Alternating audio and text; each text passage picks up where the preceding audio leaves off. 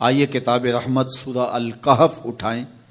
اللہ تعالیٰ نے ایک واقعہ بیان کیا ہے حضرت موسیٰ اور حضرت خضر علیہ السلام کا، کہ حضرت موسیٰ علیہ السلام عزم مصمم کر کے جب چلے تو اللہ فرماتا ہے کہ ہم نے حضرت موسیٰ علیہ السلام کو جس بندے کی نشانی بتائی تھی وہ بندہ ان کو وہاں مل گیا۔ سفید چادر اوڑے حضرت خضر علیہ السلام وہاں لیٹے ہوئے تھے، تو یہ جا کے ان کے پاس کھڑے ہو گئے کہ حضرت میں آپ کی خدمت میں اس لیے آیا ہوں کہ اللہ نے آپ کو جو خصوصی علم عطا کیے ہیں میں ان کو سیکھنے کی غرض سے آپ کی چوکھٹ پہ آیا ہوں۔ کہا تم میرے ساتھ صبر نہیں کر پاؤ گے، معاملے مشکل ہیں، سفر دشوار ہے، منزل کٹھن ہے، اور میرے معاملات ایسے ہیں کہ تم اعتراض کرو گے اس کے بغیر تم رہ نہیں سکتے۔ حضرت موسیٰ علیہ السلام نے کہا اگر اللہ نے چاہا تو آپ دیکھیں گے میں صبر کروں گا اور آپ کے کسی حکم کی کسی کام کی میں نافرمانی نہیں کروں گا، کسی کام کا انکار نہیں کروں گا۔ کہا کہ اچھا شرط یہ ہے کہ جو میں کروں اس پر تم اعتراض نہیں کرو گے، سوال نہیں کرو گے، یہاں تک کہ میں خود ہی نہ بتاؤں۔ تو کہا کہ یہ شرط ٹھہری، میں کوئی بات نہیں کروں گا۔ فانطلقا، دونوں چل پڑے، دریا کے پار جانا تھا۔ جو کشتی کا مالک تھا، کشتی بان تھا، وہ حضرت خضر علیہ السلام کو جانتا تھا تو اس نے کرایہ بھی نہیں لیا، لیکن جب کشتی پر سوار ہوئے تو عصا مار کے حضرت خضر علیہ السلام نے کشتی کا ایک پھٹا توڑ دیا۔ تو بے ساختہ حضرت موسیٰ علیہ السلام نے کہا آپ نے پھٹا توڑ دیا، یہ سارے ڈوب جائے؟ کہا میں نے کہا تھا نا تم میرے کاموں پہ صبر نہیں کر پاؤ گے۔ تو حضرت موسیٰ کو یاد آیا، کہا میں بھول گیا تھا، اس پر مواخذہ نہ کیجیے۔ پھر دونوں چل پڑے، بچے کھیل رہے تھے، ایک خوبصورت لڑکا وہ بھی بچوں میں کھیل رہا تھا۔ حضرت خضر آگے بڑھے اور اس کی گردن مروڑ دی، اس کو قتل کر دیا۔ صاحب شریعت تھے حضرت موسیٰ علیہ السلام، نہ رہ سکے، پھر بول پڑے ایک جان کو بغیر کسی جان کے بدلے میں قتل کر دیا، اس نے گوایا کیا تھا ہمارا؟ آپ نے بہت ہی جو ہے وہ غلط کام کیا، یہ کام اچھا نہیں کیا آپ نے۔ کہا میں نے کہا نہیں تھا کہ تم میرے ساتھ صبر نہیں کر پاؤ گے۔ کہا ایک موقع اور دے دیجئے، اب اگر میں نے کوئی اعتراض اٹھایا تو پھر دوبارہ مجھے آپ اپنی صحبت میں نہ رکھیے، عذر تمام ہو جائے گا۔ پھر دونوں چل پڑے، یہاں تک کہ ایک بستی میں دونوں آئے تو آپ نے بستی والوں سے کہا کہ ہم مہمان ہیں، آپ ہماری مہمان نوازی کیجیے، کھانا کھلائیے۔ تو انہوں نے انکار کر دیا، کہا کہ ہم تو آپ کو بلایا نہیں ہے، آپ خود آئے ہیں، آپ اپنے کھانے کا خود انتظام کیجیے۔ گزر رہے تھے گلی سے تو ایک دیوار گرنا چاہ رہی تھی، تو جلدی سے اس دیوار کو مرمت کر دیا۔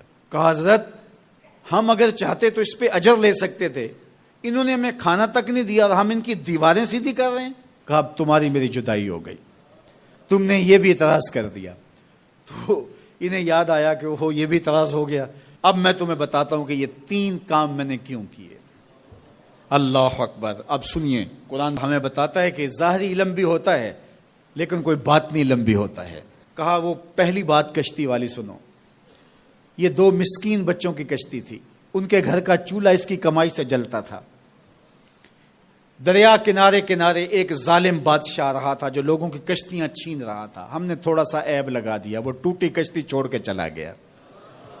اب وہ تھوڑے سے پیسے لگا کے کشتی مرمت کرا لیں گے، گھر کا چولہا جلتا رہے گا، بتاؤ اچھا کیا یا برا کیا؟ کہا رہی بات اس بچے کی جس کو ہم نے قتل کیا، اس کے ماں باپ مومن تھے، نیک تھے، صالح تھے، بچے نے بڑا ہو کے بہت برا ہونا تھا، ہم نے اس کو قتل کر دیا، اللہ اس کے بدلے ان کو بہتر اولاد دے گا۔ علماء تفسیر نے لکھا ہے اس بچے کے بدلے میں اللہ نے ان والدین کو ایک بیٹی عطا کی جس کی نسل سے 70 نبی پیدا ہوئے۔ دیوار کی کہانی بھی سن لیجئے، یہ شہر کے 2 یتیم بچوں کی دیوار تھی اور اس کے نیچے ان کا خزانہ تھا اور ان کا باپ بڑا نیک تھا۔ خزانہ دیوار کے نیچے ہے، دیوار گرنا چاہ رہی ہے، کسی معمولی دھکے سے گر جاتی۔ 2 ہی صورتیں تھیں، یا وہ بچے خود اپنا خزانہ اٹھا لیتے یا لوگ اٹھا کے لے جاتے۔ لوگ اٹھا کے لے جاتے پھر بھی ہاتھ میں کچھ نہ آیا، اور اگر وہ خود اٹھا لیتے تو بچے ہیں، بچپنے کی وجہ سے وہ اس کو اڑا دیتے۔ تو ہم نے اس کے اوپر دیوار کھڑی کر دی، جب تک وہ اس قابل نہیں ہو جاتے کہ یہ خزانہ نکال کے اس کو صحیح مصرف پہ لگا سکیں، اتنی دیر تک دیوار گرے گی نہیں۔ اللہ اکبر۔ وہ کسی وجہ سے دیوار قائم رہے گی، اور جب وہ اس عمر کو پہنچ جائیں گے جس عمر میں وہ اس خزانے کو سنبھال سکیں گے تو پھر دیوار خود بخود گر جائے گی اور یہ خزانہ نکال کر کے اپنے کام پہ لے آئیں گے۔ میں جب پہلی مرتبہ اس کو جو ہے وہ غور کے ساتھ تلاوت کیا تو مجھے یہ لگا کہ اس کا انطباق پاکستان کے حالات پہ بھی ہو سکتا ہے، اس لیے کہ یہ بھی یتیموں کا سرمایہ ہے۔ کتنے یتیم روتے بلکتے رہ گئے اور ان کے سر سے جو ہے وہ سائے اٹھ گئے اس وطن کے لیے، لیکن میرے مالک نے اس ملک کے خزانوں پر گہرے پہاڑ اور بڑی بڑی دیواریں کھڑی کر دی ہیں۔ جب تک یہ قوم بلوغت تک نہیں پہنچے گی اتنی دیر تک وہ خزانے ظاہر نہیں ہوں گے، اور جب یہ قوم اپنی بلوغت تک پہنچے گی، شعوری بلوغت، فکری بلوغت، علمی بلوغت، اور رب سے جو وعدہ کیا تھا پاکستان کا مطلب کیا، لا الہ الا اللہ، جب اس بلوغت تک یہ پہنچ جائے گی، اس وعدے کی تکمیل ہوگی، پھر رب دیوار ہٹا دے گا اور پاکستان کو اللہ اتنے خزانے دے گا اور پاکستان ایسا مالا مال ہوگا دنیا دیکھنے آئے گی انشاءاللہ۔ اس لیے رب نے دیواریں بنا کے رکھی۔ تمہارا باپ معین الدین چشتی بڑا نیک تھا، تمہارا باپ داتا گنج بخش علی حجویری بڑا نیک تھا، تمہارا باپ حضرت مجدد الف ثانی بڑا نیک تھا، ان کی وجہ سے میں دیواریں کھڑی کر رہا ہوں اور مضبوط حصار لگا رہا ہوں تمہارے خزانوں پر، اور وہ وقت آئے گا جب تم بلوغت کی عمر کو پہنچو گے، دیواریں ہٹ جائے گی اور تمہارا وطن زمانے پہ مہکتے پھول کی طرح اور چمکتے ستاروں کی طرح اور روشن آفتاب کی طرح چمکتا اور مہکتا دکھائی دے گا، اور زمانہ پاکستان دیکھنے آئے گا، پاکستان دنیا کی قیادت کرے گا انشاءاللہ۔ تو کہا یہ تعویل ہے ان باتوں کی جو باتیں میرے رب نے مجھے بتائی، اور یہ میں نے اپنی مرضی سے نہیں کہی، اور جو میں نے کیا اپنی مرضی سے نہیں کیا۔ تو یہ باطنی باتیں ہیں، شاید یہ باطنی باتوں کے جوش میں یہ بات بھی میں کر گیا۔ وہ کیا کسی نے کہا تھا کہ بھری محفل میں ایک راز کی بات کہہ دی، بڑا بے ادب ہوں سزا چاہتا ہوں۔